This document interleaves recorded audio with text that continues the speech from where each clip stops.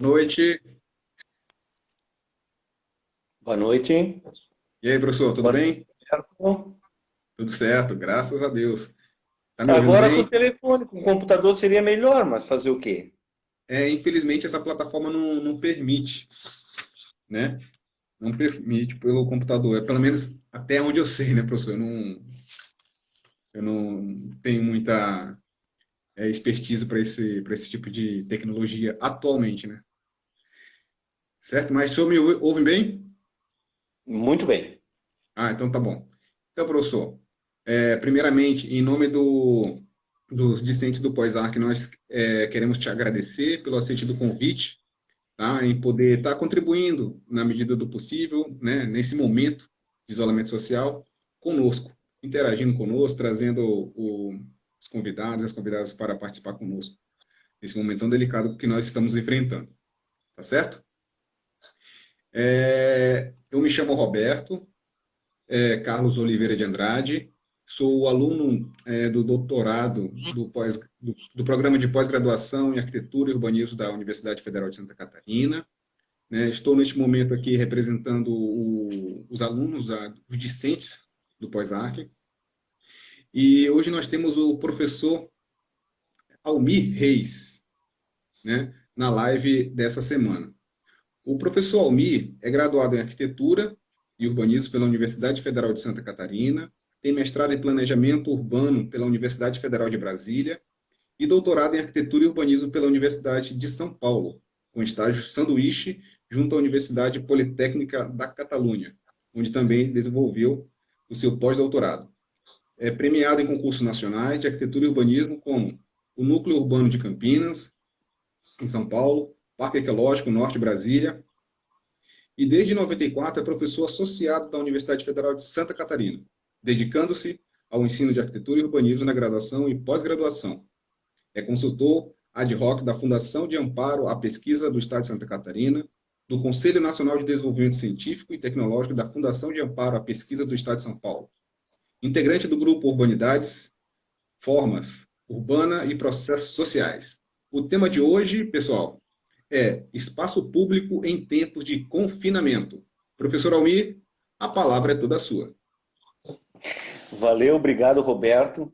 Agradecendo ao POSARC, principalmente os alunos dessa iniciativa tão bacana que realmente assim é uma coisa para a gente nos motivar nesses momentos tão difíceis desse confinamento, né? Primeiramente, acho que vamos chamar a atenção um pouquinho, né? A gente está num dia muito especial para fazer esse bate-papo, né? Hoje é o dia do trabalho. E eu acho que mais do que nunca merece a gente fazer uma reflexão sobre isso, que não vai ser o motivo da nossa conversa aqui, mas nesses momentos de tanto ataque aos direitos trabalhistas, eu acho que uma palavrinha inicial é fundamental, né? Ok.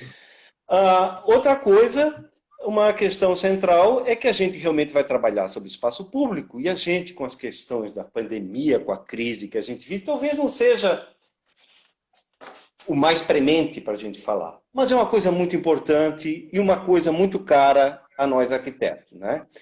Então, nós vamos trabalhar a questão do espaço público, tentando entender realmente qual a importância desse conceito para nós arquitetos e urbanistas. E outra coisa muito interessante que neste momento em que a gente está vivendo essa pandemia, né, acontece uma coisa muito interessante, que esse nosso objeto de trabalho se torna a coisa mais perigosa talvez que exista nesse momento.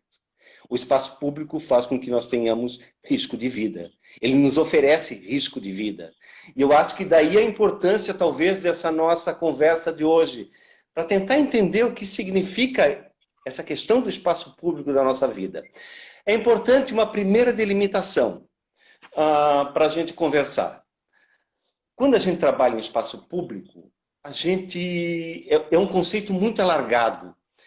E geralmente a gente pode trabalhar a questão do espaço público, por exemplo, como a questão do âmbito público, que, por exemplo, como Habermas trabalha, né? Vou lhes falar que realmente aqui nós vamos trabalhar com o conceito de espaço público um pouco mais restrito. Nós vamos conversar com aquilo realmente que é o foco do nosso trabalho como arquitetos e urbanistas, que é o espaço público real, o espaço público físico de nossas cidades. Esse é o nosso tema, que tem uma importância sociológica fundamental, que tem uma importância fundamental nas nossas vidas, mas realmente é o espaço público físico, espaço físico.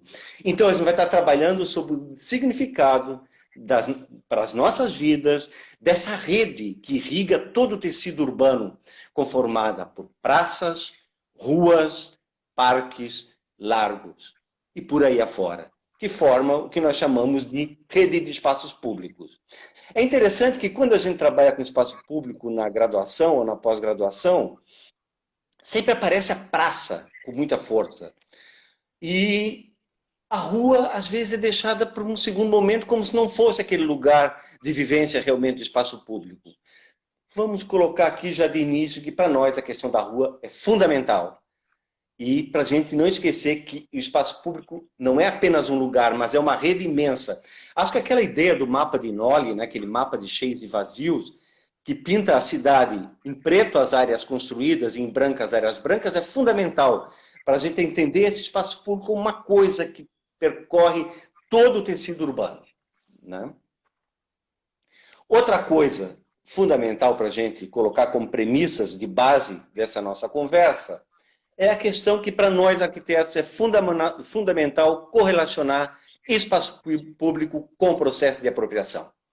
E aí nós vamos ver que existe uma discussão imensa, desde aquela postura totalmente radical que cai num determinismo espacial, em que, de certa forma, o espaço seria condicionador absoluto daquilo que acontece, quanto aquela outra que diz que o espaço público seria irrelevante, porque o que importa é a cultura e aquilo que as pessoas podem fazer.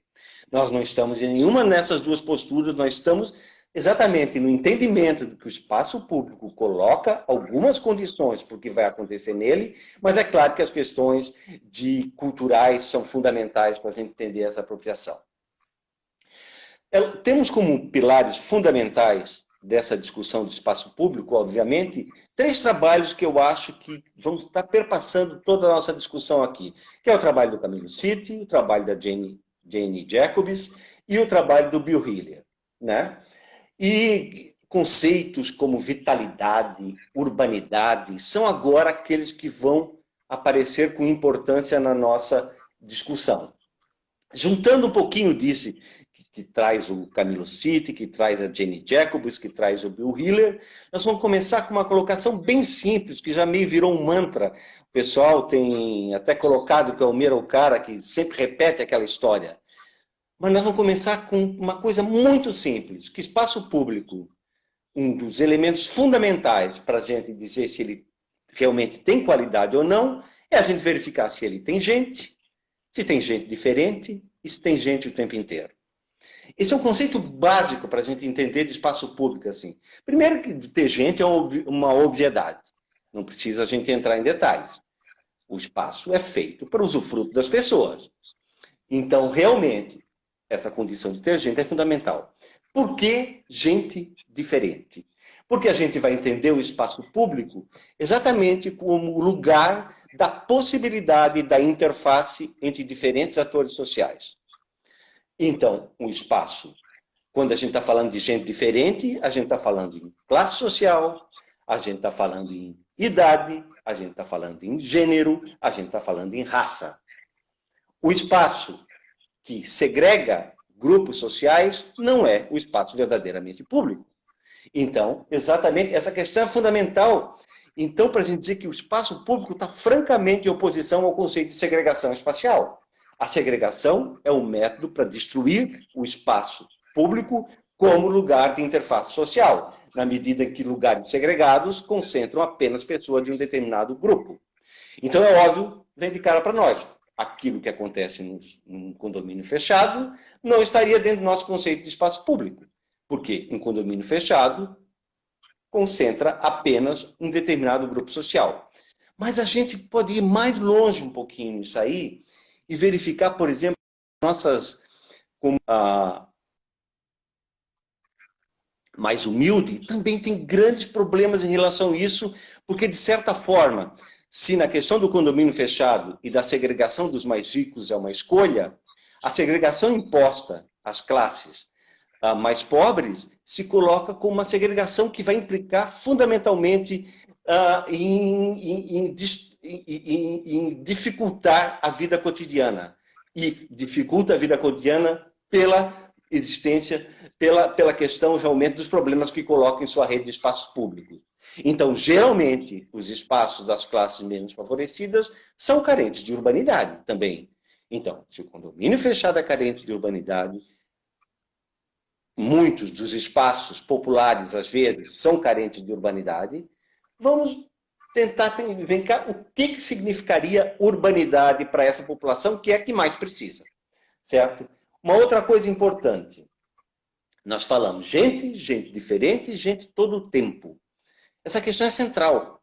Por exemplo, é óbvio que a gente sabe que os lugares que têm os espaços públicos mais densamente apropriados, que mais tem gente diferente, são os espaços centrais.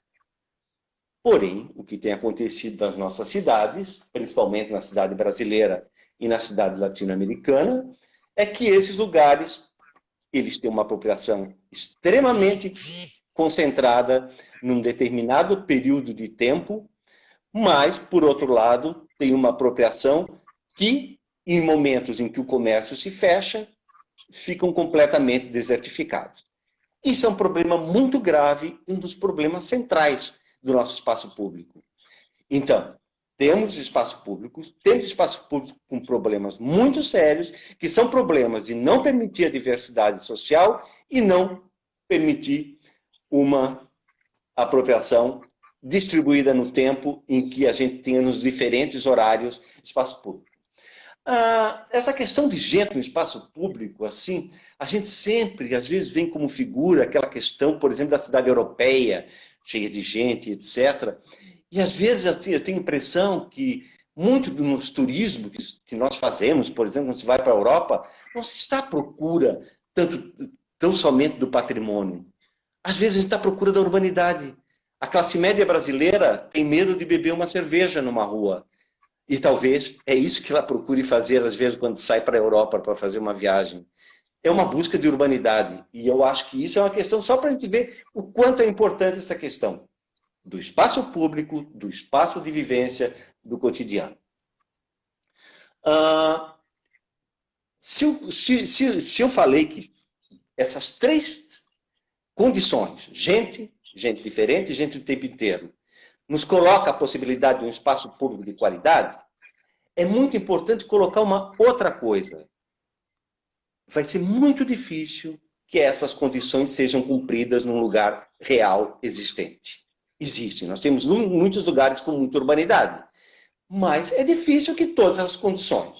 E aí as pessoas me perguntam, bom, mas se na realidade está tão diferente do que a gente está pensando como espaço público, para que a gente pensa isso?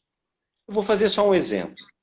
Nós temos uma questão, por exemplo, a questão da democracia. A democracia é uma coisa que tem uns conceitos, o governo do povo, pelo povo e para o povo, etc. Tal. Que coisa mais distante do que a democracia real, do que as nossas democracias existentes atualmente. E é por isso que a gente vai deixar de falar em democracia? Não. Então, urbanidade, lugares urbanos com gente diferente e gente o tempo inteiro, estariam no mesmo nível. É uma busca nossa, é um conceito de busca de algo assim como a gente busca democracia, a gente também busca urbanidade. E se essa urbanidade tem essa base estrutural que nós falamos, sociológica, ela vai ter uma contrapartida físico-espacial. Isso é fundamental para os arquitetos. Então, ela vai estar relacionada à forma urbana, vai estar relacionada a como se organizam as localidades, vai estar relacionada a como esses lugares estão localizados no contexto do tecido urbano. Nós não vamos entrar muito em conceito, muito rapidamente, porque a ideia é fazer tão somente uma introdução desses temas, né? Mas em termos locais, é fundamental a gente saber, por exemplo, todo mundo já teve a experiência de vivenciar uma rua que é composta totalmente de muros cegos.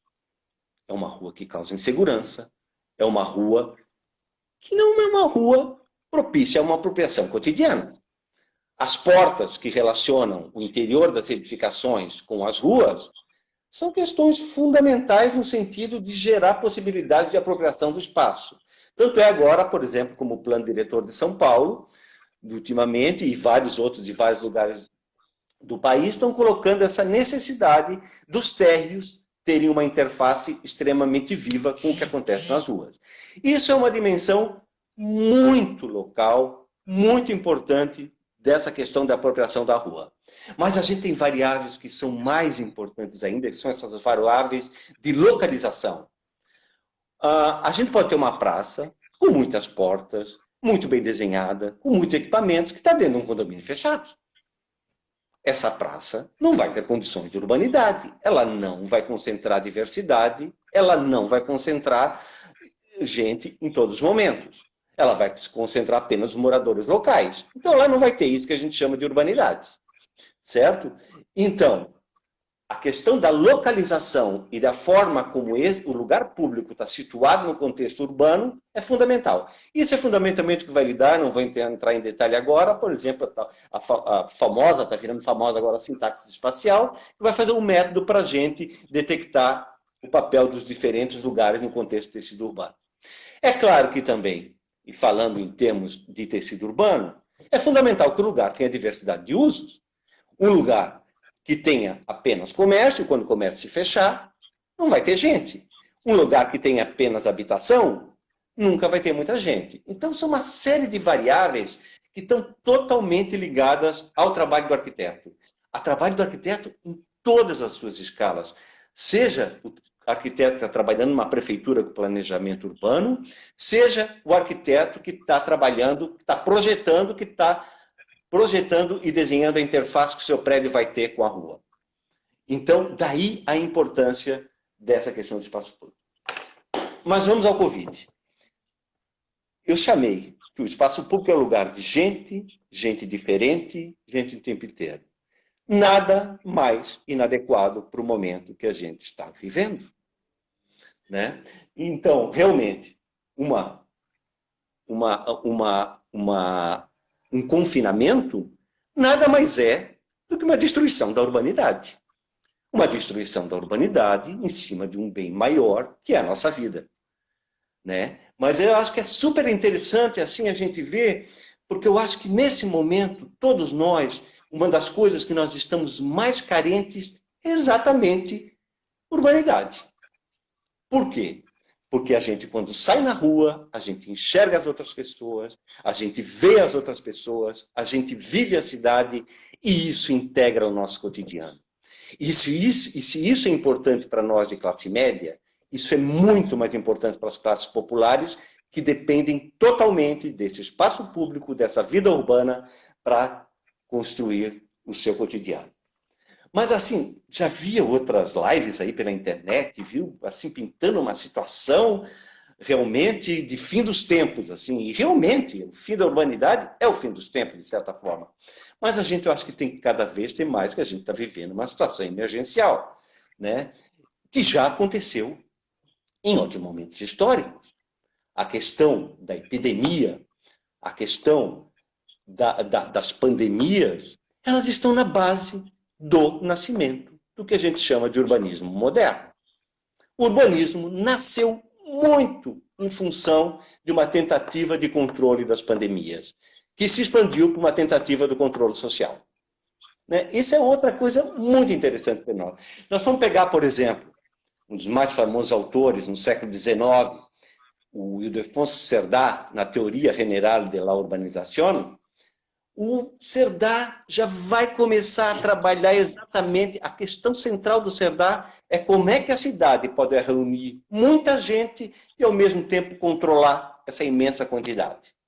Né? E aí vem um conceito muito caro ao urbanismo, que tem muito a ver com esse controle, que é o conceito de unidade de vizinhança. O que seria, o que está na base do planejamento urbano, ainda hoje, de vários lugares? E a unidade de vizinhança vai trabalhar exatamente com essa necessidade de que cada localidade se organize a partir de uma forma relativamente autônoma e separadas uma das outras, que nasce do controle social, né? Então, assim, que chamar a atenção essa questão da importância do espaço público, que chamar a atenção das variáveis a que estamos, que são fundamentais no estudo do espaço público, que chamar a atenção da questão da urbanidade como uma coisa fundamental da nossa vida individual e da nossa vida coletiva, da nossa constituição como sociedade. Chamei a atenção dessas condições de urbanidade que hoje, vamos dizer assim, estão praticamente suspensas em nossas cidades, e queria chamar a atenção fundamentalmente da questão de que isso é fundamental para os arquitetos. Isso não é muito trabalhado na graduação, mas é fundamental porque as formas de interação social, as formas de vivência têm muito a ver com a forma como se organiza o tecido urbano. E principalmente as formas de interface social. É fundamental. E torcendo para que logo a gente possa viver numa cidade com gente, muita gente, gente diferente, gente o tempo inteiro, eu abro para as perguntas que vocês tenham aí. Obrigado, professor. De antemão, já temos uma pergunta aqui, que é do Ricardo. Ele fala, como, abre aspas, blindar, fecha aspas, movimento de individualização pró-sanitarismo no pós-Covid em espaço público? Uhum. Parece que vai ser inevitável esse movimento, né? E ele está na justificativa de muita gente que não gosta de cidade. Quem não gosta de cidade não gosta de urbanidade. E aí tem uma coisa que é bem importante para a gente trabalhar. Uma coisa é como as classes médias e as classes altas vivem a questão da urbanidade. Uma outra coisa é como as classes populares vivem. Não é à toa que os centros das cidades estão relegados às classes populares que necessitam dessa urbanidade. Né? Então, assim, não é só pós-Covid isso. Assim como existe, vamos dizer assim, a gente tem que estar permanentemente lutando pela questão da democracia, da mesma forma tem que se lutar pela questão da urbanidade. São ideais aos quais nós nos propomos como civilização humana, como possibilidade de realização nas cidades. Isso não está resolvido. A urbanidade, ela traz riscos. Não é à toa que existe a questão da segregação social. A segregação social, a base dela está numa tentativa de diminuir o conflito social. Por quê? Numa cidade em que as diferentes classes sociais estivessem convivendo nos mesmos espaços, é óbvio que estaríamos vivendo uma cidade que teria muito mais conflito no seu cotidiano.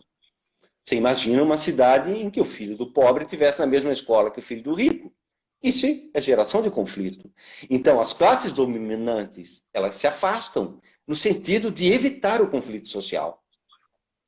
E urbanidade, assim, intrínseco na ideia de urbanidade, está a ideia de colocar os diferentes habitantes da cidade numa determinada interface.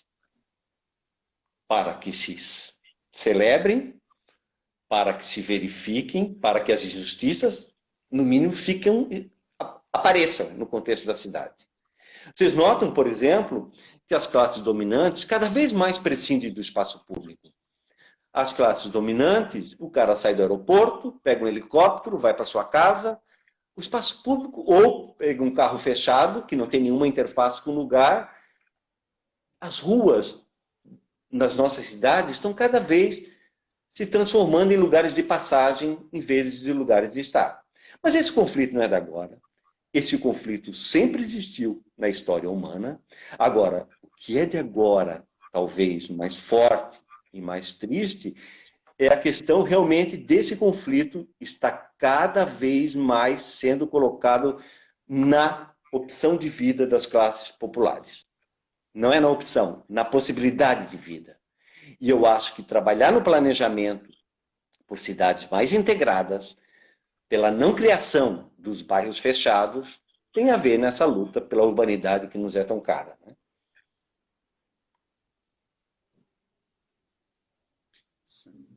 Tá. Professor, acho que travou. Travou? Acho que não, né? Não, não, não. Tá. Tem uma pergunta aqui do professor Sérgio. Ele fala aqui, Almir, comente sobre a transferência do espaço público para o espaço virtual. Haverá talvez uma alteração no caráter do espaço público a partir dos controles sanitários? Tá, eu acho que essa é uma questão central, né? Nesse momento, a questão do espaço virtual está se colocando como possibilidade de interface social, não só para as classes médias e tudo, mas para todos, né? Então, existe um grande campo de trabalho na questão do espaço virtual, uma possibilidade de interface social. A importância que isso que está acontecendo conosco agora, viabilizada por mídias digitais, é fundamental. É óbvio que nós, classe média, temos muito mais facilidade de trabalhar essa mídia, de conviver nesse espaço virtual. Como já falei anteriormente, quanto mais pobres as pessoas, mais elas precisam da interface colocada no espaço público. O cotidiano das classes mais populares está muito relacionada com o cotidiano da rua, com o cotidiano da praça, com o cotidiano do mercado, com o cotidiano de uma vida mais ligada ao espaço físico. Isso por um lado. Por outro lado, eu acho que nós mesmos, agora voltando a nós, classe média, que estamos agora quase que nos comunicando completamente pelo espaço virtual, temos muita certeza das limitações que essa comunicação coloca. A comunicação direta entre os seres humanos e a interface, ela é fundamental. Então, eu acho assim que realmente, nesse momento, estamos trabalhando no espaço virtual, mas eu nunca encaro ele como uma alternativa ao espaço público. Eu acho como mais uma possibilidade de interface que nós temos, para nós adicionarmos à nossa vivência da cidade. Entendi. Professor, eu vou fazer um levantamento aqui, uma curiosidade minha. O espaço virtual, no momento de confinamento, ele seria bem-vindo, que é o que nós estamos fazendo agora, certo? Mas, sem o confinamento, ele acaba confinando as pessoas em um ambiente fechado e a urbanidade que a gente tanto necessita, que o espaço público tanto pode propiciar, acaba não acontecendo, né? Então, assim, como lidar com essa realidade, que são as novas tecnologias, os meios de comunicações virtuais, com a falha, as grandes falhas, né, de políticas públicas voltado para o espaço público? Ô, Roberto, eu acho que não é... Eu acho que o espaço virtual, ele é sempre bem-vindo. Assim, o que a gente não pode colocar ele em oposição ou substituindo o espaço público. Acho que essa é a questão central, né? Eu acho que a interface... E olhem bem, pessoal. Assim, uma coisa bem importante, porque às vezes a gente começa a falar esses conceitos e a pessoa daqui a pouco está imaginando na cabeça que vamos todos andar na rua, vão estar tudo de mãozinha dada, todos numa interface social. Não é isso que eu estou falando. A possibilidade do espaço público é pelo menos a possibilidade de nós enxergarmos o outro.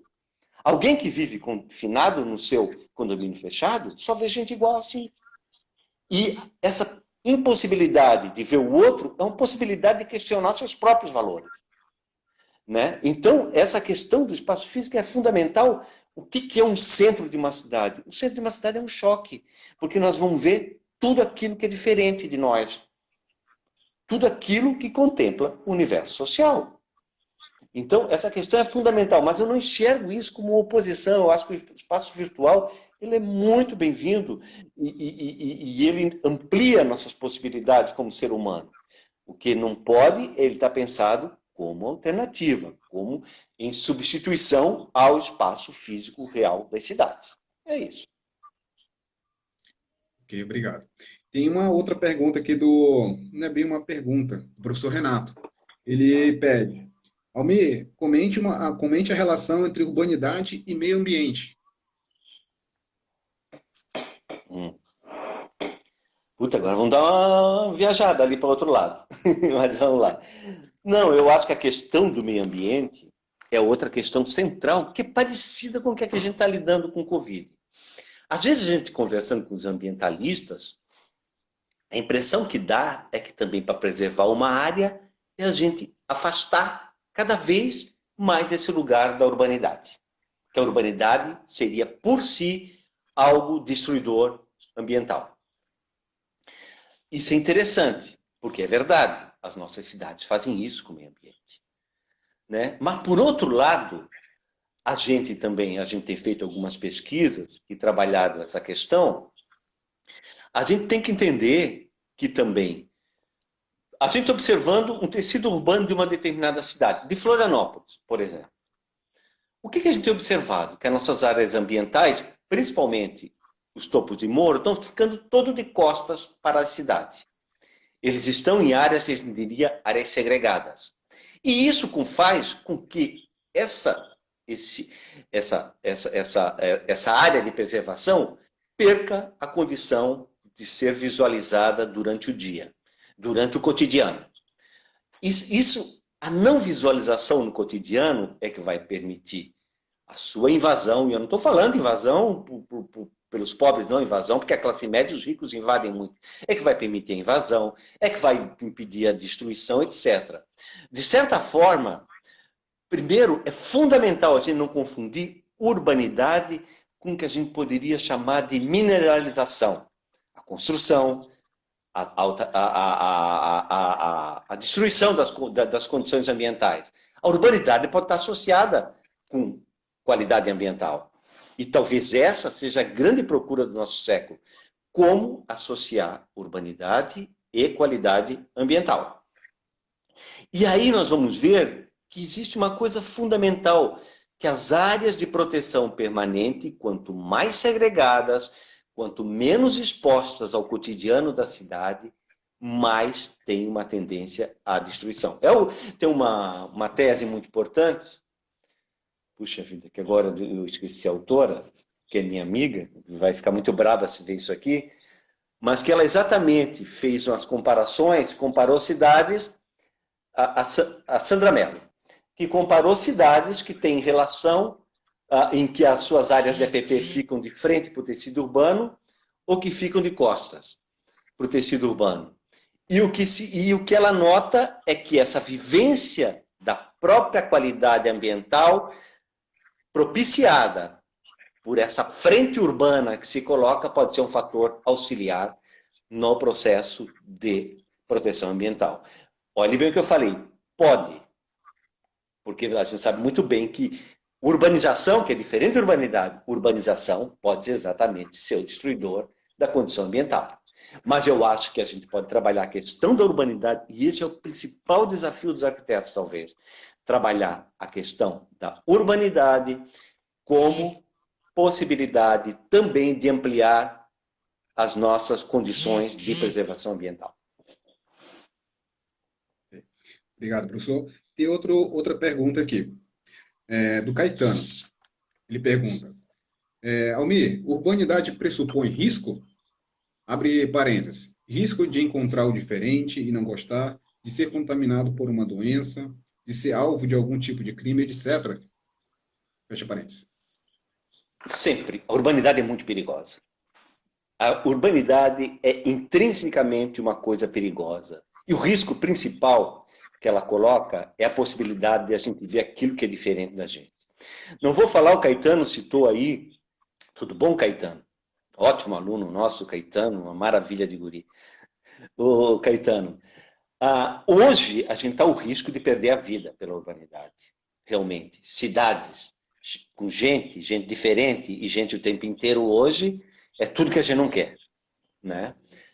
A urbanidade coloca outros riscos. Em relação ao crime, é complicado, Caetano, porque a gente tem certos crimes que são propiciados pela urbanidade e certos crimes que são propiciados pela não urbanidade.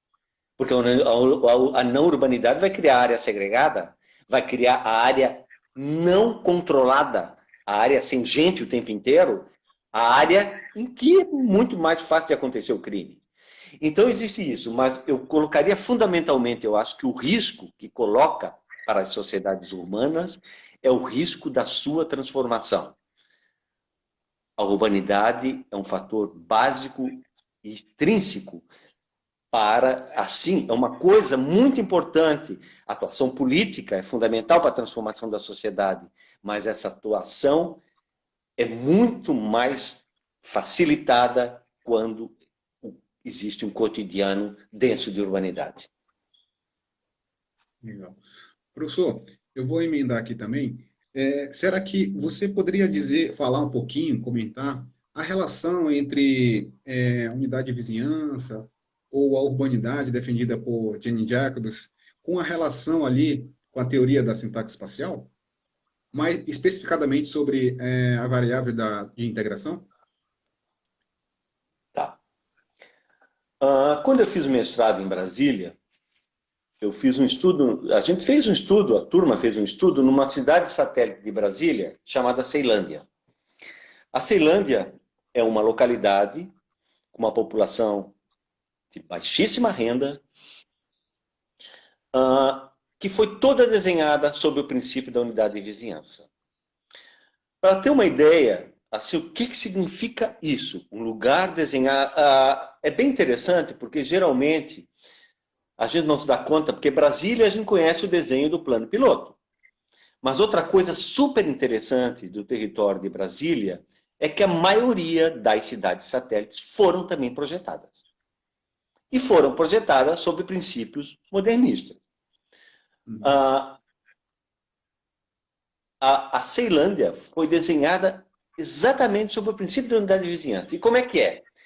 Ela é como se fosse uma justaposição de pequenas cidadezinhas.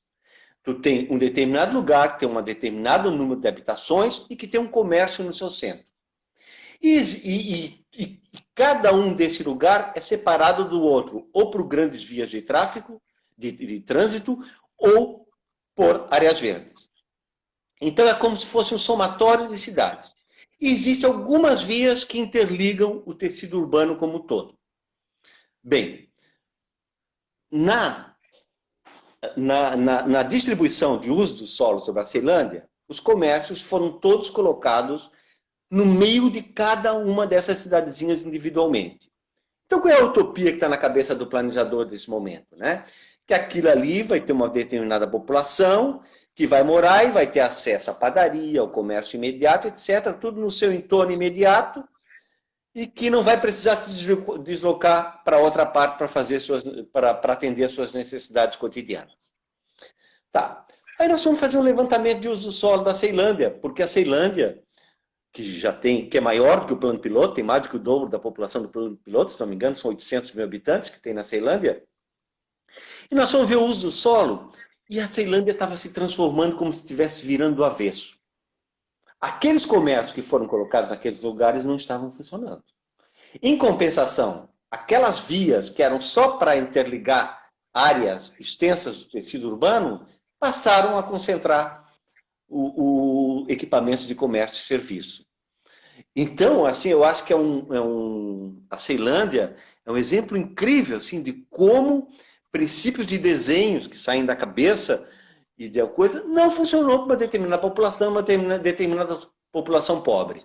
Brasília também, o plano piloto, também é desenhado sob o princípio de unidade de vizinhança, que se adaptou muito bem à classe média, de certa forma, e é uma unidade de vizinhança bem menos autocontida do que a da Ceilândia. A da Ceilândia não funcionou e foi transformada. E eu diria que a Ceilândia está melhorando.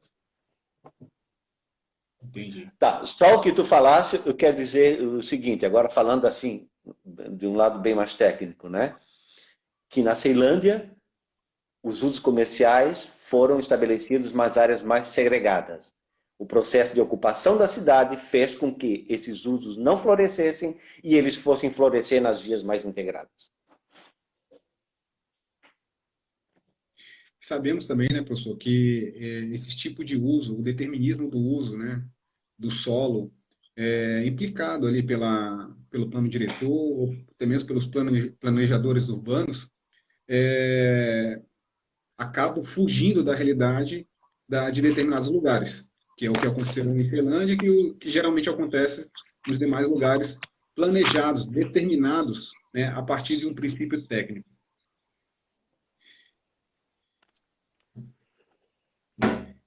Né? Então, assim, é interessante a gente compreender quais são os fatores, as variáveis que contribuem para que esse espaço público, né, tenha um grau de urbanidade mais eficaz, mais eficiente, mais agregado, né, mais integrado, que é o que uma das variáveis, se não digamos, a mais importante, que a sintaxe espacial apresenta, né, nos seus estudos. E vimos que a realidade brasileira não é bem isso que os determinismos, né, ou os determinantes, né, das políticas públicas fazem com a nossa realidade. Florianópolis é um caso, né, da onde eu venho lá, Porto Velho, é uma outra realidade, né. A gente vê que a classe social mais elevada determina o jogo e, inclusive, esse jogo acaba segregando ainda mais a população e acaba a população segregada, né, o tecido urbano mais segregado, implica outros problemas, crimes, né, insegurança, né, valor do imóvel, né, completamente desproporcional. E isso, como um arquiteto, como um planejador, uma das nossas funções fazer o contraponto, né, dessas opressões capitalistas. Tá. O Roberto, só um pouquinho sobre isso aí, né? Eu acho que talvez uma mensagem subjacente a tudo que eu falei isso é a gente colocar a questão da urbanidade como um direito das populações, como uma possibilidade de integração à cidade que não acontece atualmente plenamente e que é uma busca que nós temos que ir cotidianamente trabalhando. Uhum. Isso está associado a assim, quando aquele planejador urbano está pintando um mapa de uso do solo com as diferentes cores, aquilo ali vai refletir em diferentes níveis de urbanidade para determinada porção do tecido urbano. E isso é fundamental. A outra coisa é assim que existem certas questões, certos princípios urbanos que são fundamentais. Então, por exemplo, a questão de as vias mais integradas vão concentrar comércio e serviços. Isso é uma questão central que em todos os lugares em que o mapa do solo, de uso do solo, é pintado em contradição com esse princípio, o que acontece é que aquilo que estava na legislação não acontece. Né? Então, isso que eu vou dar um exemplo prático para todo mundo tentar entender assim o que está falando, que eu falei da Ceilândia, por exemplo, que lugar. Aqui em Florianópolis nós temos a Avenida Amado Benvenuta. Amado Benvenuta, 3 ou 4 planos diretores desenharam ela como uso habitacional. Amado Benvenuta liga duas porções fundamentais da cidade. Tem um fluxo de passagem fundamental. É um lugar que não tem como ali, tem uma vocação muito forte de urbanidade. Certo? Então, e olha, quando a gente está falando de urbanidade, outra coisa fundamental é que também, às vezes, a gente está falando do espaço público, porque quando se trabalha a questão da segregação, se trabalha muito com a localização da moradia. A gente pode pensar o seguinte, quando a gente está trabalhando em lugares, em espaço público com urbanidade, seriam exatamente os espaços públicos não segregados. Mas não é não segregados porque ali não moram pessoas diferentes. É porque ali, no cotidiano, existem circulando pessoas de diferentes matrizes sociais. Né? Eu acho que isso é bem importante. Porque, por exemplo, se nós trabalharmos o centro, O centro é um lugar em que em que o preço da terra é caríssimo, mas é um lugar em que é mais circulado por pessoas de diferentes estratos sociais. Então, são coisas interessantes assim que a gente tem nessa contradição do que é cidade. E urbanidade nada mais é do que realmente a cidade na sua plenitude. Né? Legal. Olha, professor, a centralidade a partir de um olhar ou a centralidade com relação à urbanidade. Já mais um convite para a próxima live. O que você acha? Tá ótimo.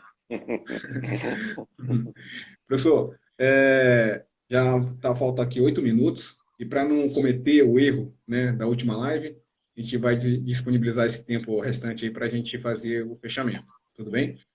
Tu tem mais alguma pergunta por aí? Não. Até agora não apareceu nenhuma pergunta aqui.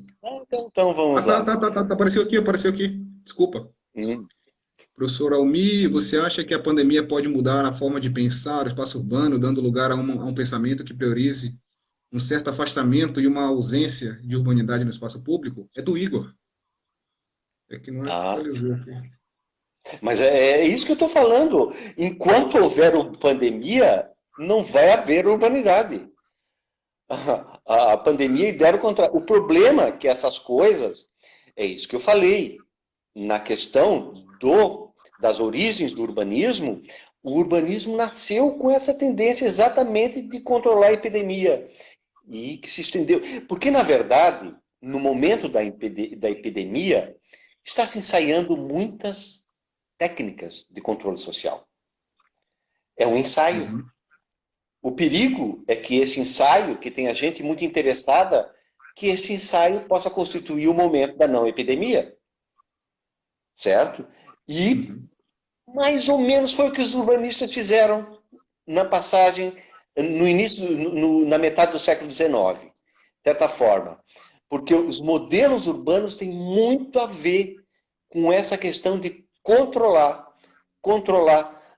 o acesso a determinadas partes da cidade, que é o princípio da unidade de vizinhança, é o confinamento da cidade em determinadas partes, que seria uma cidade muito mais fácil de controlar no caso de uma epidemia, por exemplo, não resta a menor dúvida, mas é uma cidade sem urbanidade. Entendi. O Alexandre também pergunta aqui, ó, professor, fala um pouco sobre a experiência de Itá, como exemplo. Mas agora vai dar tempo, certo? Não, tem 6 minutos. Tem mais. Eu não atualizei aqui as perguntas, às vezes trava. E eu acabei não lendo duas perguntas, que é a da Vivian e a da Fernanda, eu acho.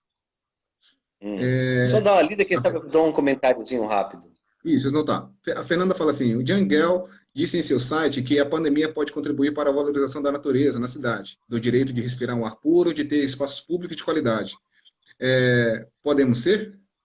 Aí a Vivian fala: professor Almi, achas que existe uma estratégia para a retomada do uso dos espaços públicos de forma qualificada e sem uma determinada instabilidade, visto o período do isolamento? Se o senhor puder juntar a resposta das duas perguntas. Tá, nós vamos fazer o seguinte, nós vamos deixar para outro momento, a gente pode fazer aqui alguma coisa outra vez, porque aí vai implicar realmente em várias outras coisas, né? Peço desculpa para quem fez a pergunta. E sobre a questão, acho que o de Jangel, de levantar essa questão da natureza na cidade, é fundamental. Estava vendo uma outra live aí, esses dias na internet, eles estavam justo falando que se pesquisou aí nas cidades durante a pandemia o índice de felicidade das pessoas confinadas, e que ele era muito maior na periferia do que nos centros urbanos. O que é muito lógico, porque na periferia as pessoas moravam em casa, tinham o seu pátio, o seu jardim, tinham tudo, e a pessoa está confinada, é muito melhor estar confinado num pátio e num jardim do que estar confinado num pequeno apartamento, certo? E realmente as condições de uso, as condições do cotidiano numa área com alta densidade, que vai se refletir numa área com urbanidade, são muito mais complicadas quando tu tem que ficar fechado em casa. Porque o que é cidade? Cidade, por que nos grandes centros urbanos, cada vez mais a tendência de ter cada vez células habitacionais o menor possível? Porque a gente não vive só dentro de casa, a gente vive na cidade. Então, realmente, é isso, com a pandemia, complicado. Então, eu acho que o Jangel, quando fala dessa questão, talvez o Jangel está pensando numa coisa que talvez seja a questão fundamental. Eu já falei quando falei ali da questão ambiental nos dias de hoje. É a gente pensar fundamentalmente como seria possível conciliar urbanidade com qualidade ambiental. E urbanidade com verde.